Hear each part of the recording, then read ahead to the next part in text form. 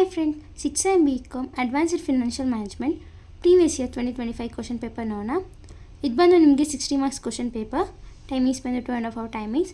Section A, section B and section C. Section A 2 marks question, section B 4 marks question, section C 12 marks question. Section A 8 ಕೊಟ್ಟಿರ್ತಾರೆ, ನೀವು 6 attend ಮಾಡಬೇಕಾದ. State any two significances of cost of capital. What do you mean by risk analysis? Mention any 4 types of dividends. Write the differences between merger and acquisition. What is agency relationship? Tanvi Limited has distributed dividend of rupees 30 on each equity shares of rupees 10. The current market price of equity shares is rupees 70. Find the cost of equity. State any 4 social and environmental issues. What is leverage buyout? So the answers ನಾನು already upload ಮಾಡಿದ್ದೀನಿ 2 ಮಾರ್ಕ್ಸ್ದು, ನೀವು video ನೋಡ್ಕೊಬೋದು.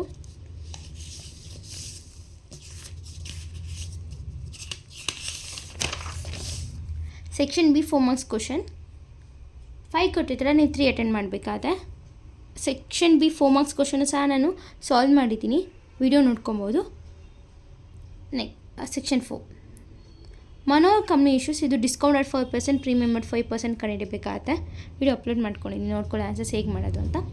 Next, if investment proposal, ಇದು certainty equivalent technique certainty technically ನೀವು calculate ಮಾಡಬೇಕಾಗತ್ತೆ ಈ ಸಮ್ನ. Next one Tenali limited. ಇದು EPS ಮೆಥಡ್ ಮತ್ತು MPS ಮೆಥಡ್. ಸೊ ಇದೆಲ್ಲ ನಾವು ಒಂದು ಫಾರ್ಮುಲಾಸ್ ಇದೆ, ಫಾರ್ಮುಲಾ ನೋಡ್ಕೊಂಡು ಮಾಡ್ತೀವಿ. ಈ ಸಬ್ಜೆಕ್ಟಲ್ಲಿ ನಿಮಗೆ 2 ಥಿಯರಿ ಕ್ವಶನ್ ಇದ್ದೇ ಇರುತ್ತೆ, 4 ಮಾರ್ಕ್ಸ್ಗೆ ಮತ್ತು 12 ಮಾರ್ಕ್ಸ್ಗೆ. ಇಲ್ಲಿ ಕೊಟ್ಟಿದ್ದೆ ನೋಡಿ. Explain any 4 combinations in merger. Write a brief note on integrated reporting corporate governance. ಇದಿಷ್ಟು section B 4 marks question. Answer already upload ಮಾಡಿದೆ. ಸೆಕ್ಷನ್ ಡಿ 12 ಮಾರ್ಕ್ಸ್ ಕ್ವಶನ್ 5 ಕೊಟ್ಟಿರ್ತಾರೆ, 3 ಅಟೆಂಡ್ ಮಾಡಬೇಕು. ಸೆಕ್ಷನ್ ಸಿ ನಾನು 8 ಆನ್ಸರ್ಸ್ ಮಾಡಬೇಕಾಗತ್ತಾ. ನೆಕ್ಸ್ಟ್ ವಿಡಿಯೋದಲ್ಲಿ ನಾನು ಸೆಕ್ಷನ್ ಸಿ ಎಕ್ಸ್ಪ್ಲೇನ್ ಮಾಡ್ತೀನಿ related to advanced financial management.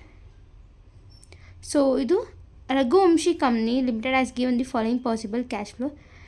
Standard deviation method ತೊಗೊಂಡು ನೀವು ಇದನ್ನ ಕಂಡುಹಿಡಿಬೇಕಾದ. ಎನ್ ಮತ್ತು ಪ್ರಾಜೆಕ್ಟ್ ಎನ್ಗೆ ಪ್ರಾಜೆಕ್ಟ್ ಎಮ್ ಫಸ್ಟ್ ಕ್ಯಾಲ್ಕುಲೇಟ್ ಮಾಡ್ತೀರಾ, ಅದಕ್ಕೊಂದು ಫಾರ್ಮುಲಾ ಹಾಕಿ. ನೆಕ್ಸ್ಟ್ ಪ್ರಾಜೆಕ್ಟ್ ಎನ್ ಕ್ಯಾಲ್ಕುಲೇಟ್ ಮಾಡ್ತೀರಾ, ಅದಕ್ಕೊಂದು ಫಾರ್ಮುಲಾ ಹಾಕಿ. ಈ ಥರ ಮಾಡಬೇಕು. Next, from the following capital structure of the company, calculate overall cost of capital using book value and market value. ಈ ಬುಕ್ ವ್ಯಾಲ್ಯೂ ಮತ್ತು ಮಾರ್ಕೆಟ್ ವ್ಯಾಲ್ಯೂ ಯೂಸ್ ಮಾಡ್ಕೊಂಡು ಕ್ಯಾಪಿಟಲ್ ಓವರಾಲ್ ಕಾಸ್ಟ್ ಎಷ್ಟಾಗಿದೆ ಅಂತ ಕಂಡುಹಿಡಬೇಕಾಗುತ್ತೆ. Next, from the following information relating to Madhu company limited determine market price of shares and Gordon model. So ಇದು Gordon model ಅಂತ ಒಂದು theory ಇದೆ, ಆ ಥಿಯರಿ ಯೂಸ್ ಮಾಡ್ಕೊಂಡು ನಾವು ಇಷ್ಟು ಕಂಡುಹಿಡಬೇಕಾಗುತ್ತೆ, 50%, 40% ಈ ಥರ.